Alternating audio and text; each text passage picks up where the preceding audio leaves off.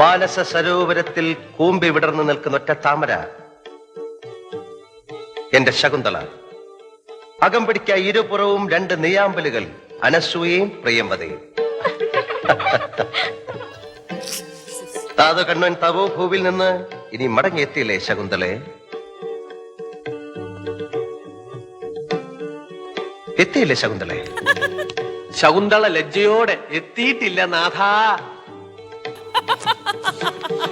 എത്തിയിട്ടില്ല നാഥ. കൃഷ്ണൻകുട്ടി പ്രോം ചെയ്ത് കേട്ടില്ലേ?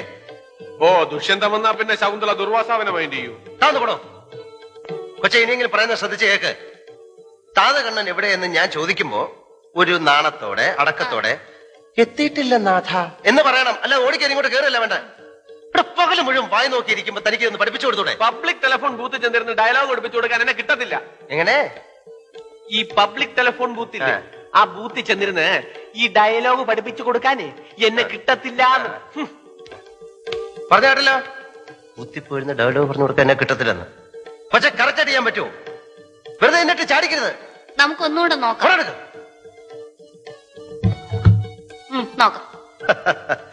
താതുകണ്ണൻ തപോഭൂവിൽ നിന്ന് ഇനി മടങ്ങിയെത്തിയില്ലേ ശകുന്തളെ?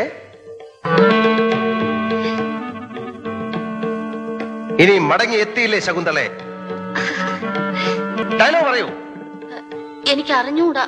അറിയില്ലേ? ഇന്ന് രണ്ടിലൊന്ന് തീരുമാനം. എവിടെ എന്റെ തന്ത? താതകണ്ണൻ തപോഭൂവിൽ. താതുകണ്ണൻ നെഞ്ചം എവിടെ നിന്ന് ഒറിജിനൽ തന്ത? കേൾക്കാൻ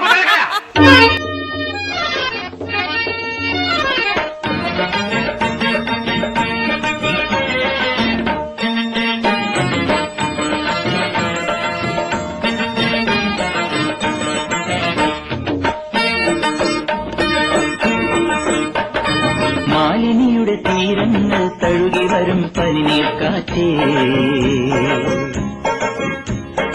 ആരോടും പറയരുതി പ്രേമത്തിൻ ജീവരഹസ്യം. മാലിനിയുടെ തീരങ്ങൾ തഴുകി വരും പനിനീർ കാറ്റേ,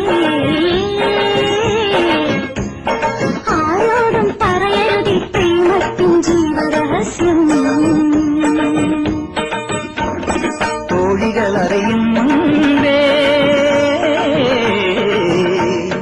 മാമുനി ഉണരുന്നുണ്ടേ, ഹൃദയത്തിൻ തന്തികളിൽ ശാകുന്തളമുണരുമ്പോൾ ആരോടും പറയരുതി പ്രേമത്തിൻ ജീവരഹസ്യം.